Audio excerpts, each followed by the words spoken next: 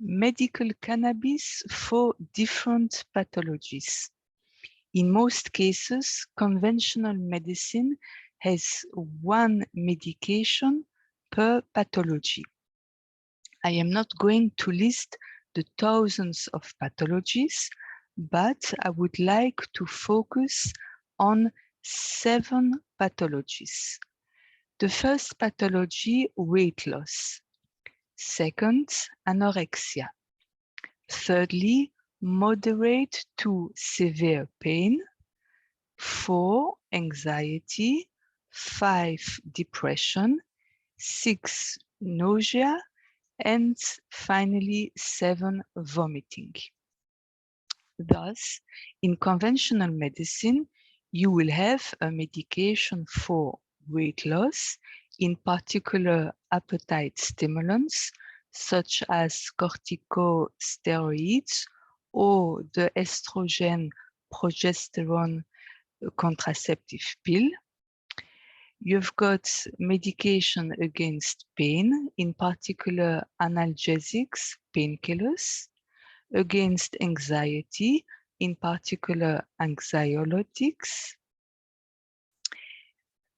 a medication against depression, for instance, antidepressants, against vomiting, in particular antiemetics, anti-vomiting medication, etc.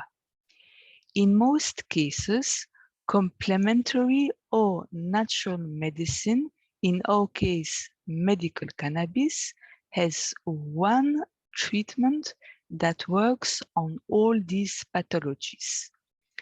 I would like to quote Dr. Donald ABRAMS, oncologist in California, regarding a YouTube video titled Cannabis and Neuropathic Pain, Dr. ABRAMS, Part 1. So, most Western physicians would say we need 7 different medicines for this, but guess what? There is one medicine that takes care of all these symptoms. There are strains of medical cannabis flowers that work as much on weight loss, pain, anxiety, depression, vomiting, etc. In a minority of cases, it will sometimes be necessary to mix several strains of medical cannabis flowers in order to obtain relief from these different pathologies. The mixture of several strains of medical cannabis will be done in 2 particular cases. In the first case, the strain of medical cannabis works only on certain pathologies. The second case, the patient does not respond with the desired effect of a certain strain of medical cannabis for a certain pathology. I would like to detail these 2 special cases a little more. In our first case, an example could be that the strain of medical cannabis, which will be called cannabis A, works only against pain, but not against vomiting.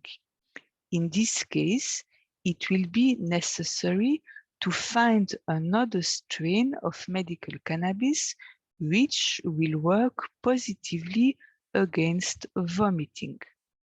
Once the strain has been found, for example, cannabis D, the patient can mix these 2 strains of medical cannabis to relieve these 2 pathologies. The patient will mix cannabis A with cannabis D for these 2 pathologies. The patient will therefore take 2 strains of the same treatment, which is medical cannabis. In our second case, let's take a patient named patient X.